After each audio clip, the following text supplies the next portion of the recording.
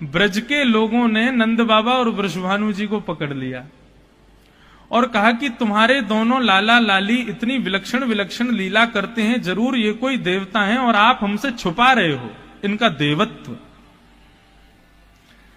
तब नंद बाबा ने बताई कि भैया मेरो जो लाला है कृष्ण, या को जब नामकरण भयो तब गर्गाचार्य जी ने कही कि आपको ये लाला नारायण समो गुणी, नारायण के समान गुण वाला होगा।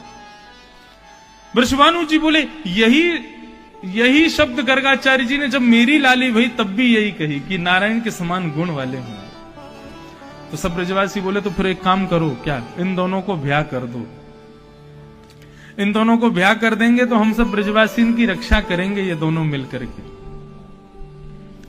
अब तो ठाकुर जी बड़े प्रसन्न हो गए, हमारा किशोरी जी से ब्याह होगा। भागवत में ब्याह का वर्णन नहीं है, लेकिन गर्ग संहिता में ठाकुर जी का ब्याह हुआ है राधा रानी से। अब कैसे ब्याह हुआ?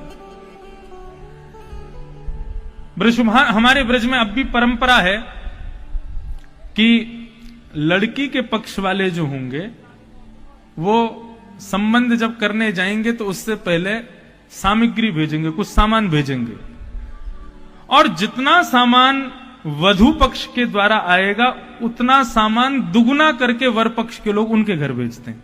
तब संबंध की रीति प्रारंभ होती है। पहले लड़की वाले भेजेंगे, फिर लड़का वाले उसका दुगुना करके भेजेंगे। तो वृषभानु जी यानी कि श्री राधा रानी के पूज्य पिताजी, उन्होंने 108 बैलगाड़ियां भर करके हीरे जवाहरात रत्न सोना चांदी और ये सब सामग्री भेजी। कहां? ब्रजमंडल। ध्यान से सुनना, ये कथा हम बहुत कम सुनाते हैं। ठाकुर जी के ब्याह की कथा है किशोरी जी के साथ। 108 बैलगाड़ियां भर करके सामान आ रहा था। ठाकुर जी बड़े प्रसन्न, हमारो ब्याह है वारो है। पूरे ब्रजमंडल में वृंदावन में सब आनंद हो रहे थे कि भैया बरसाने से छोरी आवेगी हमारे लाला के काजे, ऐसा सुंदर ब्याह होगो, ऐसा सुंदर संबंध होगो।